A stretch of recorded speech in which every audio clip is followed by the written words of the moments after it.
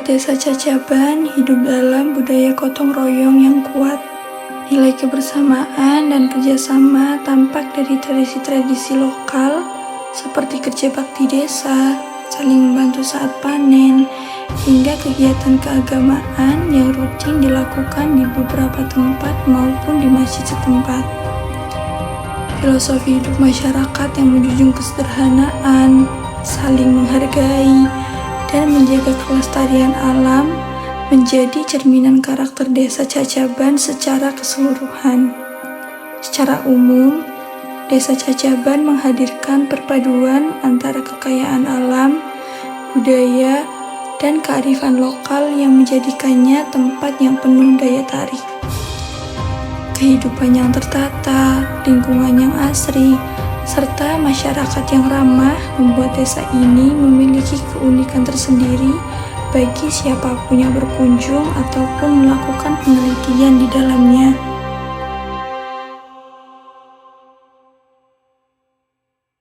Yang pertama nggih Bapak, bisa dijelaskan mboten nggih secara singkat profil Desa Cacaban? Kami atas nama Kepala Desa Cacaban, Adi Sutopo. Perangkat kami ada 10, ya, terus RT kami ada 8, RW ada 3. Ya, di tempat kami ada PKK, Posyandu, SD, TK, dan TPG. Sebenarnya wilayah kami luas, ya, kalau tidak salah itu yang masuk desa kurang lebih 350 hektar. Tapi yang luas itu lahan perhutaninya 1050 jiwa. Desa kami ini itu ada 3 dusun, yaitu Dusun Caban, Dusun Surodadi, dan Dusun Sepergi. Kalau Dusun Cacaban itu hanya 11 kakak, tapi rumahnya hanya 9, jadi rumah songo. Kalau di Sepergi itu sekitar 67-an. Yang luas adalah di Duku Surodadi 200-an kakak. Kalau ciri khasnya karakter Cacaban itu ya mayoritas di sini hampir 90% tani atau buruh tani. Tapi ya sebagian sih sudah ada yang dagang, bagian juga ada bekerja di pabrik. Ya sebagian 1-2 sudah ada menjadi pegawai negeri. Kalau mengenai ekonomi di sini ini sebenarnya cukup bagus ya kalau bagi saya, karena saya juga seorang kepala desa, juga seorang buruh tani ya. Tanahnya masih subur. Ya, misalnya di sini yang musiman itu kan hasil terbesar kan jagung, lainnya kan pisang. Buah-buahan ya ada alpukat, ada mangga, rambutan, petai, kopi, ya kayu keras, ya sengon dan sebagainya. Cukup bagus potensi. Ya sebenarnya kalau kita lihat desa kita ini memang desa yang unik ya, karena misalnya unggulan itu Omah Songo, itu sudah unggulan. Wisata religi itu kan cukup bagus ya, karena itu sudah diresmikan oleh Keraton Jogja. Makanya itu ya potensi sebenarnya. Ada misalnya barang-barang hasil bumi itu, misalnya pisang jadi seriping, atau kita juga sudah punya warga bikin wingko baba. Hasil dari petani sudah diambil dari luar. Apa harapan Bapak untuk pengembangan potensi desa ke depan? Satu, potensi yang ada ini bisa nanti pemerintah daerah atau pusat bisa memperhatikan kaitannya potensi yang ada.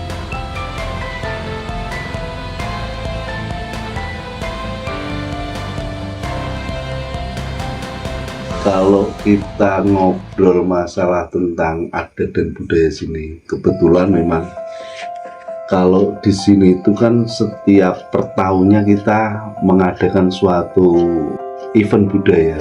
Istilahnya syukurnya itu karena di sini itu kan secara mayoritas itu kan petani.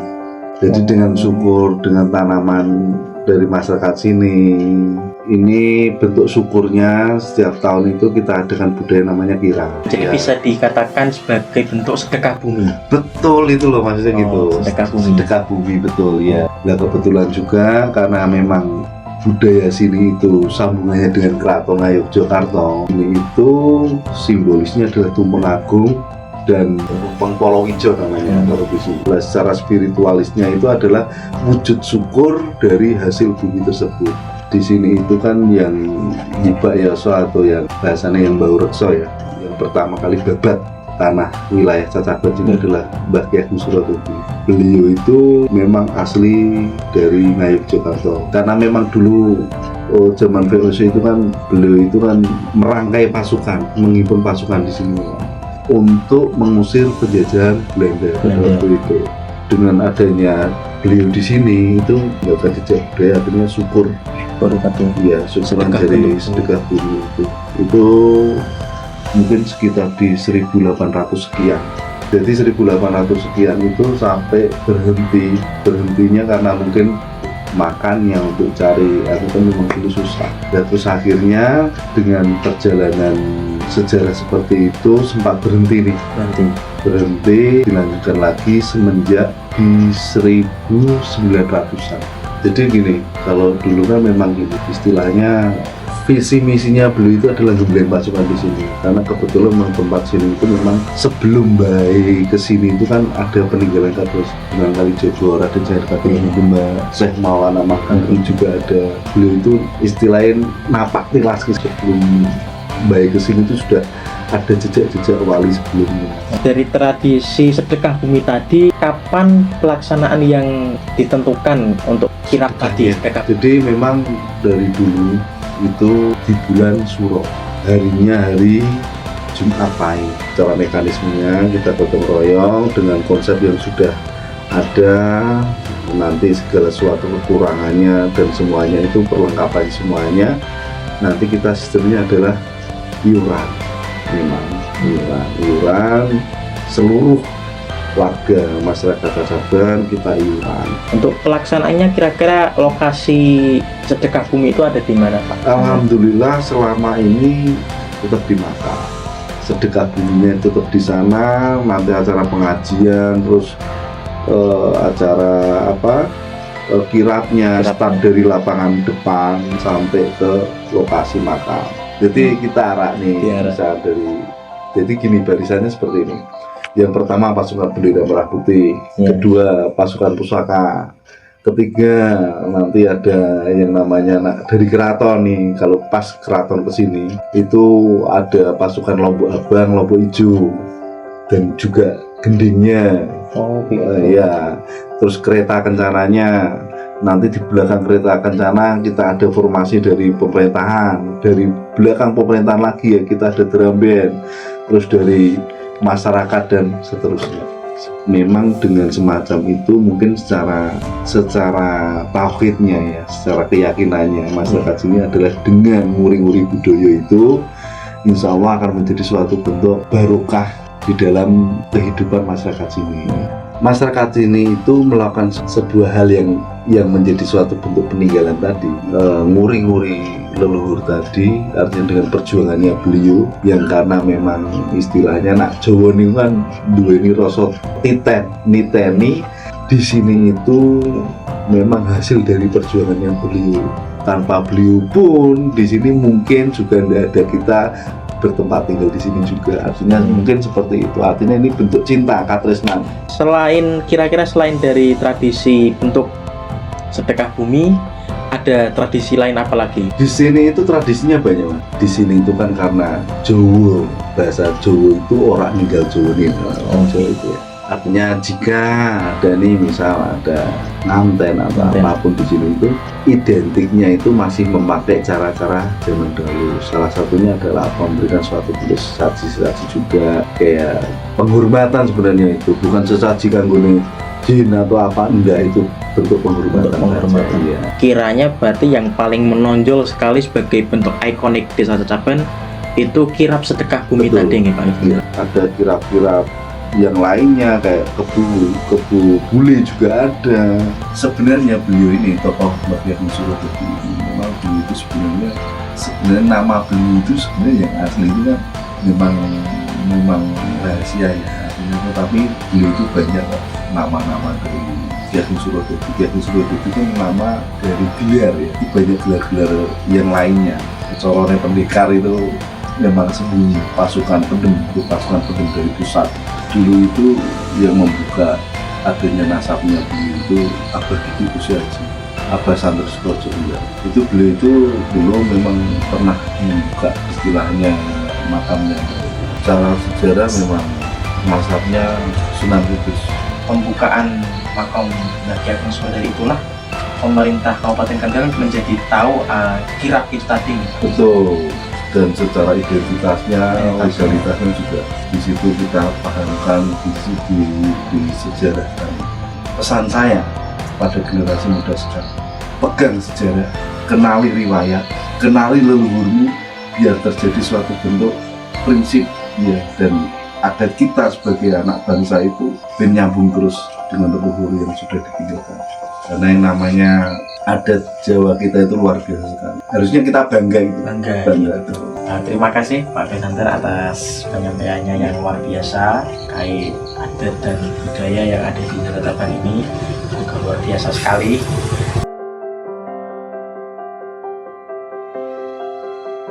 Yang pertama, bisa diperkenalkan terlebih dahulu sosok Bapak Jujuk Sugianto ini notabene di Desa Cacaban itu sebagai apa? Notabene saya di sini sebagai juru kunci, dan saya menggantikan atau meneruskan dari kakek saya, dan saya juru kunci yang ke-6 makam Ki Ageng Surodadi, dan tugas saya di sini menjaga makam Mbah Surodadi dan merawat makam para leluhur yang ada di desa sini. Di sini banyak mas peninggalan religi dari para leluhur. Salah satunya yang pertama adalah makam-makam para leluhur. Yang kedua ada Curug Lieseng yang dijadikan untuk destinasi wisata dari banyak pecinta alam seperti wisata Kayoning. Dan yang ketiga ada Sendang Piyung Sami yang di situ banyak orang yang datang, yang mandi, yang cuci muka, dan diyakini para peziarah itu untuk membuka aura daya tarik dari pribadi masing-masing para peziarah. Itu ada Sendang Sekenyas, peninggalan dari para leluhur yang dulu sendang itu untuk pembuatan pusaka dan penjamatan pusaka. Tokoh yang mengawali di Desa Cacaban ini atau pendiri di Desa Cacaban ini adalah Ki Ageng Surodadi. Notabene beliau adalah Senopati Agung di zaman Kerajaan Pajang Sultan Hadiwijoyo. Beliau datang ke sini kurang lebih tahun 1660. Beliau ditugaskan oleh gurunya yaitu Syahraden Syahid Kanjeng Sunan Kalijogo, dan beliau diikuti atau dijaga oleh senopatinya, salah satunya yaitu Mbah Surodeni, Mbah Surodamar, Mbah Surowulan, Mbah Surojoyo, Mbah Surokambaru, Mbah Surogondo, Mbah Surodipuro, Mbah Dikodipuro, dan yang lainnya. Dan beliau ditugaskan di sini itu notabene untuk menyatukan para prajurit di masa itu yang kocar-kacir dan menata ulang peradaban yang ada di wilayah desa sini sampai hari ini begitu. Bapak Muhammad Arifin, Pak, atau bisa dipanggil Pak Arifin ngaten. Pak Arifin ini di Desa Cacaban dalam segi keagamaan kira-kira menjabat sebagai apa di desa ini? Di Balai Desa, untuk jabatan saya sebagai kasih pelayanan yang membawai dari KAUR pelayanan umum di bidang administrasi kesemuanya, bidang pengantar, dan juga pemfasilitasan berkas pernikahan, pencatatan kematian, pencatatan kelahiran, dan juga pencatatan di perceraian. Dan juga saya di Balai Desa juga menangani tentang kemajuan pendidikan formal dan non formal. Tugas saya di desa di bidang keagamaan yang paling tersorot biasanya di bidang kematian. Biasanya saya harus memfasilitasi kesemuanya ketika ada warga yang sedang keseripahan, bahasanya semacam itu. Kami juga ada pantauan seperti majelis taklim, juga pemerhati dari kemajuan keagamaan, kepemudaan juga. kami harus ada pantauan semacam itu supaya kedepannya ketika nanti generasi tua itu sudah tidak ada, jadi generasi muda langsung bisa menyambungkan tentang kegiatan-kegiatan tersebut. Kalau mingguan bisa ada di jamaah majelis taklim ibu-ibu yang biasanya setelah habis sholat Jumat atau habis zuhur, dan misalkan jamaah bapak-bapak Anjang sana setiap malam Jumat rutin. Kalau sifatnya selapanan, kita ada misalkan di dusun seperti itu setiap hari Kamis siang. Kalau dusun Surodadi itu setiap hari Jumat Wage, yang biasanya rutin selapan sekali, yang isi Mbah Kiai Haji Hafidz Romli dari Jogja. Untuk selapanan majelis juga ada, itu lingkupnya satu desa, itu setiap malam Jumat Pahing yang berada di makam Ki Ageng Surodadi. Untuk antusias masyarakat kita alhamdulillah sampai saat ini tergolong cukup baik, karena kita dengan masyarakat itu alhamdulillahnya satu golongan, jadi tidak ada golongan lain selain Nahdlatul Ulama. Alhamdulillah satu frekuensi, jadi kami untuk penggiatan dan antusiasme dari masyarakat juga gampang, karena amalan kita juga sama, tidak ada perbedaan. Mungkin kalau rancangan-rancangan tidak ada dari majelis kami, yaitu yang dipimpin oleh Bapak Juru Kunci sendiri untuk pengembangan di bidang selapanan untuk di Mbah Ki Ageng Surodadi, yang nantinya Pak Insya Allah akan melebar dari luar desa juga. Sementara ini kan kita masih ada penguatan-penguatan tersendiri dan fasilitas-fasilitas, biar cukup dulu. Nanti ketika fasilitas itu sudah mampu dan sudah dipandang kita cukup, baru kita akan meluas sampai di luar desa. Kalau secara umum, saya tugas dari keagamaan di desa itu kan memfasilitasi dan mengawasi. Kalau di masyarakat juga bisa dikatakan saya juga untuk berkiprah langsung terjun sebagai pimpinan dari kegiatan tersebut, menaungi di bawahnya desa, putusan dari desa tersebut, koordinasi langsung dengan ulama setempat untuk mengayomi dan membina dari majelis-majelis tersebut. Dari pemuda kita masukkan dalam majelis yang akhirnya terbentuk juga rutinan khusus yang kita beri nama Laskar Suro, yang ada kreasinya juga Rebana, yang itu sebenarnya metode kami dalam perluasan keagamaan di Desa Cacaban. Alhamdulillah untuk efek dari kegiatan-kegiatan dari majelis dan juga banyaknya kegiatan-kegiatan keagamaan di desa ini sangat mengurangi hal-hal yang kurang baik. Semoga saja untuk perkembangan di bidang keagamaan yang melintasi dari kepemudaan, orang tua saling sinergi, akhirnya bisa menghilangkan hal-hal yang tidak diinginkan. Amin amin amin Pak.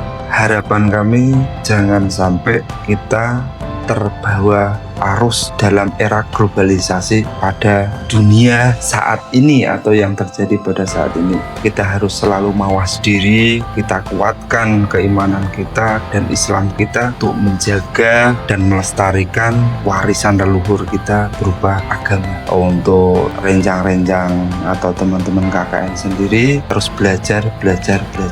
Jangan sampai bosan untuk belajar. Itu Mas. Jadi dari kami kurang lebihnya mohon maaf. Wassalamualaikum warahmatullahi wabarakatuh. Waalaikumsalam warahmatullahi wabarakatuh.